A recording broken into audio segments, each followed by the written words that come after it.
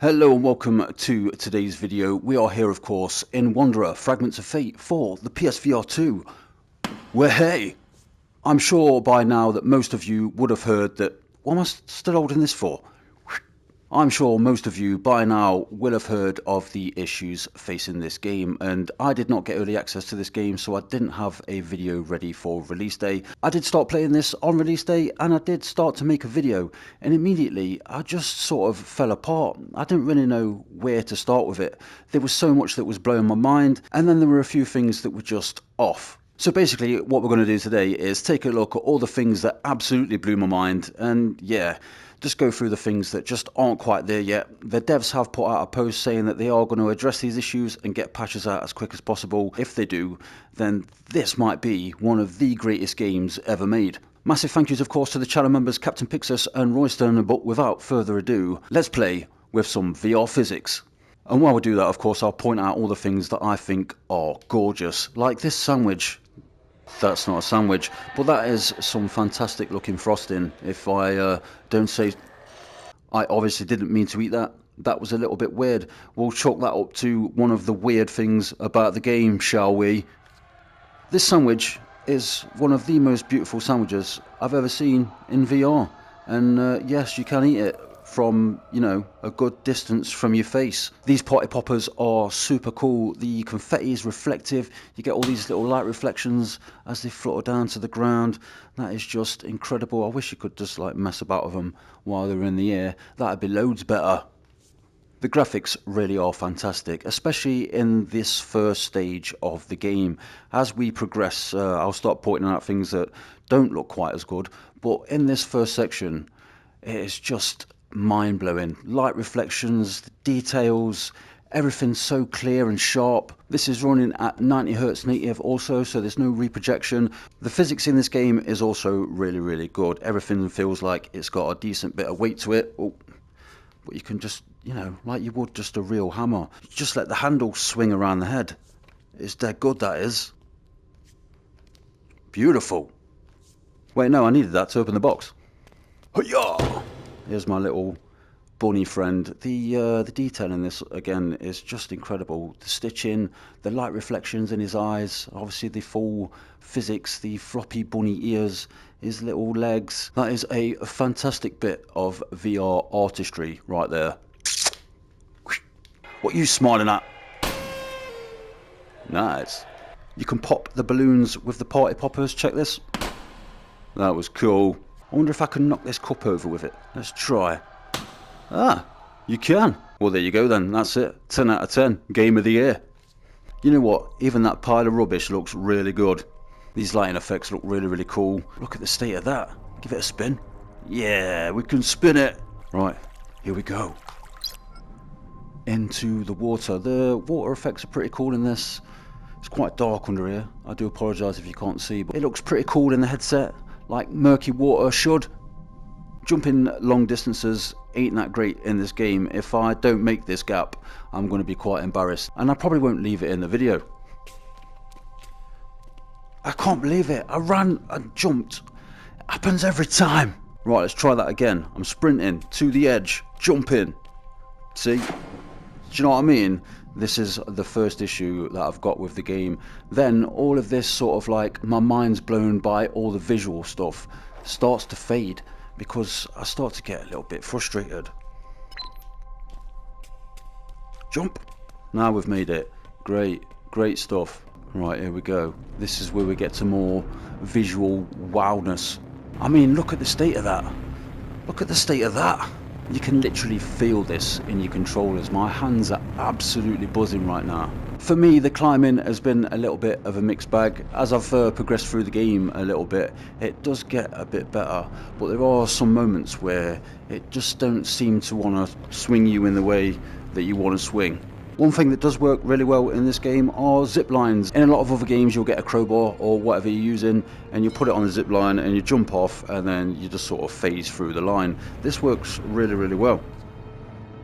Look at the state of all that. This is almost giving me a kind of Boneworks, Bone Lab kind of vibe. Okay, here we are in Boston in the year 2061, and this is where our issues in the game really start. Immediately I'm getting this sort of like weird light artifacting, this weird light popping in just outside of my vision, just here on the right, and then when you look at it, it goes away, which happens quite a lot during this section of the game, and especially when you get on the water. But let's continue on. Let's explore some of the other issues. I won't play with this, even though it's cool. We'll just move on where things start to get a bit poopy. Doing that with your fist works better than using like a crowbar or like a bat, which is a bit weird. Right, here we go to the combat, and this is where things take a real turn. These guys look super strange, and yeah, I mean, VR AI is not very smart. We don't often get really good AI enemies, and these guys are on the poopier side. But let's take them on. How did I end up over? It's like I hooked over his hand and then pulled myself over him somehow. That is just weird. And then that takes him down.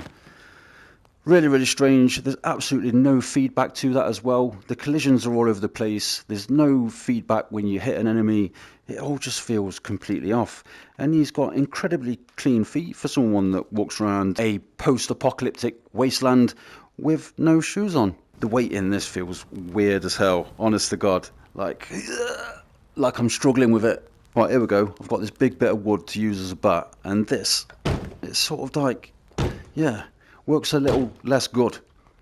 Now on some weapon training, we need to parry the attacks, which sounds good in principle, but it still sort of knocked me back and took some damage off me, even though what was that, bro? You just whacked me on the knuckles. Nice one. Again, there's absolutely, Jesus Christ, there's absolutely no feedback to that at all. How did it flick me up in the air? What the hell is going on, bro? I'll try and use this one-handed, because doing it two-handed, it feels weird. It just feels awkward. And he went down like a sack of spuds. Right, here we go. Outside. These leaves look really cool, I must say. Again, the water does look fantastic. But as soon as I get out here, I do start getting these weird sort of visual things popping in and out in my peripheral vision. And it's not too bad, but it's just there, flickering. And it kind of sort of gets on your nerves after a little bit. Right, while Amelia drives us to Grandpa's house, I'm going to pour myself a tea, and I suppose I'll meet you when we get there. Who's drank all my tea?